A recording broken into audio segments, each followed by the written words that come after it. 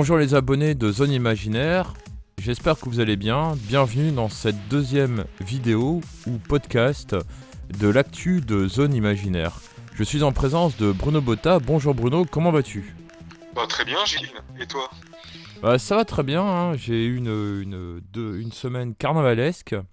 Toi par contre tu étais présent à Migène Collector. Peux-tu nous faire un petit résumé, un petit débrief de comment ça s'est déroulé ? Oui, avec plaisir. Migène Collector s'est très très bien passé. 2 jours vraiment bien chargés avec beaucoup d'événements et de bonnes rencontres. Moi, je tenais mon stand comme d'habitude où je proposais mes produits dérivés. Donc là, je proposais vraiment toutes les époques et tout. Et j'ai eu énormément de monde qui sont venus à mon stand. Surtout le samedi, le dimanche aussi, mais c'est vrai que c'était très agréable. On a pu rencontrer des fans de Star Trek, de V, on a vu des personnes costumées aussi dans certains personnages de films célèbres. Bon, t'en avais qui étaient déguisés dans des personnages de Star Wars, d'autres Stargate. Non, c'était vraiment un très très bon salon. Est-ce que tu as pu discuter avec les invités d'honneur de ce salon ? Et je les ai aperçus, mais j'ai pas pu discuter avec eux. J'ai pas eu l'occasion parce que bon, j'étais bloqué à mon stand. Et c'est vrai que vu que j'étais au stand, j'avais pas trop le temps d'aller voir les acteurs qui étaient invités. Ah, j'ai vu que celles et ceux qui avaient le stand Zero Quest, Stargate, ou même la série Oui, V ont fait pas mal de photos avec les invités d'honneur de cette édition. C'est ce que j'ai vu sur leur page Facebook. oui, oui, tout à fait, tout à fait. J'ai quand même eu un petit moment pour me libérer, pouvoir faire le stand, tous les stands sympas de Migène Collector. Et je me suis baladé. Et là, j'ai été au stand de V, j'ai été au stand de Star Trek, j'ai été au stand du groupe Action Joe aussi, qui est très bien, des gars formidables que je connais depuis très longtemps. Et d'autres stands très sympathiques. Il y avait pas mal de boutiques de jouets vintage. Alors, il y avait toutes les époques, il y avait du Goldorak, du Ulysse 31, du Albator, enfin toute cette génération-là. Beaucoup de Star Wars, de Star Trek, de Stargate, bien sûr, vu que Stargate, c'était à l'honneur cette année. Et tous les thèmes de science-fiction étaient représentés. Il y avait Alien, il y avait tout ça. Donc, c'était vraiment très, très, très bien. Est-ce que tu as croisé des Mandaloriens ? Oui, oui, oui, il y avait des personnes qui étaient déguisées en Mandalorian, oui, tout à fait. Je dis ça parce que j'ai vu dernièrement le premier épisode de la saison 3 de The Mandalorian. Oui, J'ai bien aimé parce que moi j'adore, et puis de toute façon il y a pas que moi, il y a énormément de personnes qui sont tombées amoureux de Baby Yoda, pardon, de Grogu. c'est vrai qu'à Migène Collector, il y avait une dame qui était déguisée justement c'était la mère du bébé, hein, comme on dit bébé Yoda, mais c'est pas bébé Yoda, hein, mais c'est vrai qu'elle était déguisée, elle l'avait comme ça dans les mains et elle se trimballait dans le salon comme ça. C'était vraiment un très très bon moment. Et il y avait vraiment des beaux costumes cette année. J'ai vu des costumes vraiment formidables. Il y avait un qui était déguisé en Wolverine, il y avait un autre. C'était Stargate. Il y avait beaucoup de Stargate, hein, bien sûr, vu que c'était à l'honneur. Il y avait pas mal de personnages célèbres aussi dans des films. Et bon, il y avait tous les aliens de la cantina de Star Wars, bien sûr. Vraiment, beaucoup de personnages comme ça pendant tout le salon. Et j'ai vraiment passé un bon moment. En plus, j'étais avec mon ami Dédé de Krypton Collection. Donc, on a bien rigolé et on a fait de bonnes ventes. Et c'est vraiment un bon souvenir. T'as croisé aussi notre ami Rémi qui a été pris en photo avec Black Widow, il me semble. Ah, pour revenir sur Baby Yoda, je me rappelle à Oxford Galactic Day 2022, il y avait quelqu'un qui avait un Baby Yoda, pardon, téléguidé. Oui, Et ça avait fait peur à Rémi parce qu'il s'était demandé qu'est-ce que c'était que ce truc téléguidé qui allait venir lui. Mais c'était tout mignon, quoi. ah oui, complètement. Complètement. Et aussi à Migène Collector, il y avait une association qui font des créations de bustes. Et ils avaient recréé des personnages de cinéma. Et il y avait notamment une espèce de maquette de Mars Attack où tu avais les deux martiens et tout. Il y avait une bonne femme et tout qui poursuivait une bonne femme comme ça. C'était assez sympa. Et il y avait aussi un bus de Thémis d'Ulysse 31 version adulte. J'ai trouvé magnifique. Et plein de bus sympas et tu découvres des stands vraiment fabuleux. Mais cette année, il y avait beaucoup de jouets vintage aussi. Mhm. Les années 70-80 étaient à l'honneur. Et il y avait pas 90 aussi? Si, 90, il y avait beaucoup de Tortues Ninja, enfin beaucoup de trucs aussi sympas, et beaucoup de jeux vidéo aussi. Il y avait pas mal de choses liées à ça. Alors bon, bah, tout ça, ça fait un peu partie de la culture populaire. Tout ça pour dire que là, tout à l'heure a été annoncé le thème de l'édition du Carnaval de Nice en 2024. Et en 2024, le roi, ce sera le roi de la pop culture. Super, Voilà le ça, thème, et ça sera du 17 février au 3 mars 2024, il me semble. ça promet, ça Ça a donne été envie d'y aller. annoncé tout à l'heure, parce que bon, le roi, ils l'ont brûlé samedi soir, le roi des trésors du monde. Mais comme ils l'ont brûlé en avance, ils n'ont pas eu le temps de dire le soir quel était le thème de la prochaine de 2024. Puisque le dimanche, il y a eu une tempête, il y a eu la tempête Juliette en Méditerranée, là. Donc ils ont avancé l'incinération du roi. Voilà. Moi sinon, bah Super. écoute, si, bon, est-ce que tu aurais autre chose à rajouter par rapport à Migène? Bah, Migène, bah, tu sais, moi, c'est un très très bon souvenir. Migène, je le referai l'année prochaine, avec plaisir. Et je voulais aussi annoncer que je serai présent à un autre salon qui s'appelle Retro Toy. C'est un salon qui se déroule à Nogent-le-Roi. Donc c'est proche de Chartres, tout ça, dans cette zone-là. Et je vous conseille à venir le 19 mars. On sera exposant. Donc c'est un salon qui regroupe toute la pop culture en fait.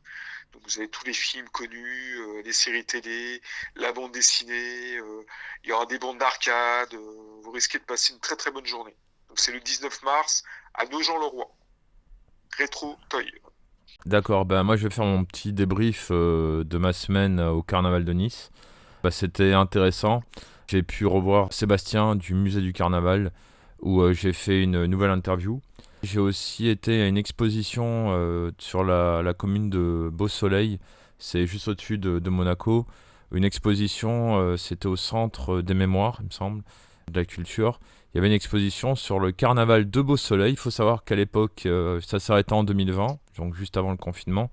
Il y avait un carnaval à Beau-Soleil. Et le roi du carnaval, c'était toujours le même, sauf que c'était les aventures de Totoche. C'était le nom du roi de Beau-Soleil. Bon, bah, remarque, ça peut faire rire certains, mais bon, à Saint-Martin-de-Vésubie, le roi s'appelle Titoun. Et cette année, c'était Titoun, le roi des Dahus. Donc voilà, c'est petit carnaval de village. Alors bon, je suis allé à cette exposition, très intéressante. Il y avait d'anciens dessins du carnaval de Nice, des couvertures d'anciens journaux de type Nice Matin, mais des journaux vraiment à fond sur le carnaval, je veux dire, ces éditions-là. Après, je me suis rendu aussi à un colloque qui a duré 8 heures au théâtre au théâtre artistique, donc à Nice, à côté de Nice Étoile. C'était intéressant, c'était un colloque sur les 150 ans du carnaval de Nice. C'est pas vraiment les 150 ans du carnaval de Nice, c'est les 150 ans du comité des fêtes, donc en 1873, parce que le carnaval de Nice remonte, selon les écrits, à 1294, donc ça fait pas 150 ans. Et donc à ce colloque, il y avait énormément de chercheurs, il y avait des ethnologues, des sociologues, des professeurs de l'université Nice-Côte d'Azur, il y avait aussi l'historienne du carnaval de Nice, Annie Sidro. Je me suis entretenu avec pas mal de personnes, notamment des gens qui font le paillassou. Et après, je me suis rendu aussi à un défi de grosses têtes dans le Vieux-Nice. Ça, c'était un dimanche. C'était organisé par le musée du Carnaval, mais également un groupe de fifres et de tambours qui s'appelle Casternou and Festa, il me semble. Et donc, ils ont fait un défilé de grosses têtes. Donc, je les ai filmés, etc. Et puis, c'était intéressant parce que là, c'était le retour du carnaval dans le cours Saleya. Et le cours Saleya, c'est là où se faisait le carnaval en 1800. Donc, c'était un petit. J'ai trouvé que c'était émouvant en ce moment-là. Et je me rappelle, j'étais en train de faire un direct sur le compte Instagram Passion Carnaval.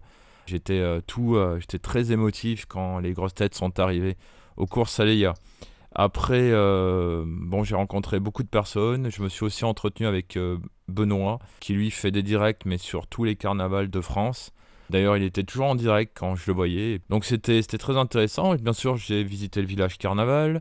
Je suis allé aussi au musée Masséna où il y avait une exposition sur le carnaval de Rio. Puis aussi, il y avait des grosses têtes et il y avait aussi des dessins qui datent de 1800, 1900 sur le carnaval de Nice. Mais c'était très intéressant. Et puis de toute façon, au niveau carnaval, c'est sûr qu'il y a eu beaucoup de publications sur le compte Instagram Passion Carnaval, mais également dans Zone Imaginaire.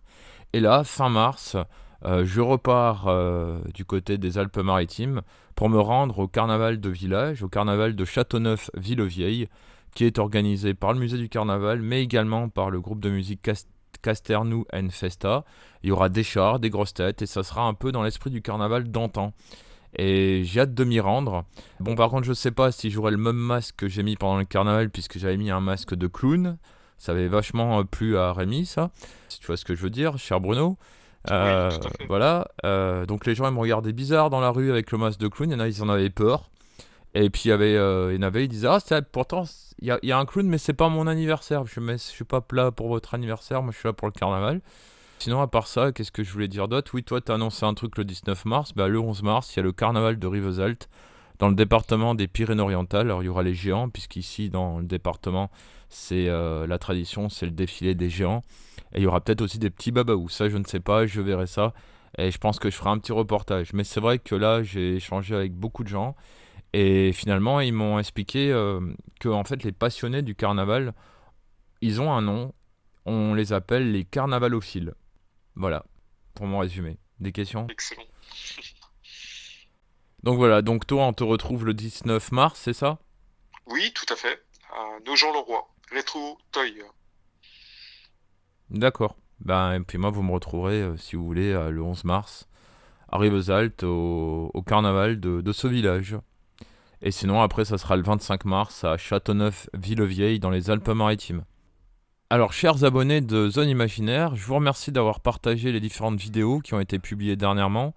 Je vous remercie aussi d'avoir liké les différentes publications, puisque le mois de février 2023 a été intégralement consacré au carnaval. Sur la page Facebook Zone Imaginaire, vous aviez par jour 2 publications, à 10h et à 22h, comme vous avez pu vous rendre compte, sur le carnaval de Nice, mais en 1800, en 1900, en 1910, 1920, 1930. Bref, c'était bien pour fêter les 150 ans du comité des fêtes. Il y a aussi des publications de vidéos de Lina, mais également des musiques comme Vélo Vélo, Bim Bam Boum, ou également Poré Carnaval, ou d'autres musiques. La Marche du Roi aussi qui a été diffusée dernièrement sur la page. Bref, plein de petites anecdotes en rapport avec le carnaval. Bon, bien sûr, maintenant, comme le mois de février est terminé, maintenant c'est mars, vous allez découvrir d'autres vidéos sur Zone Imaginaire en rapport avec peut-être les masques César, mais aussi avec une interview d'artistes qui a été réalisée au Trobad de médiéval de Perpignan en 2022. Je crois que c'était les Perchés de Bergol. Donc c'est des artistes qui font des spectacles en rapport avec le folklore occitan. Et vous verrez aussi d'autres séquences en rapport avec le carnaval de Nice ou de Rivesaltes. Et bien sûr prochainement de Châteauneuf-Villevieille. Sur ce Bruno, je te donne rendez-vous à bientôt alors. À bientôt, Gilles. Au revoir. Au revoir, Gilles.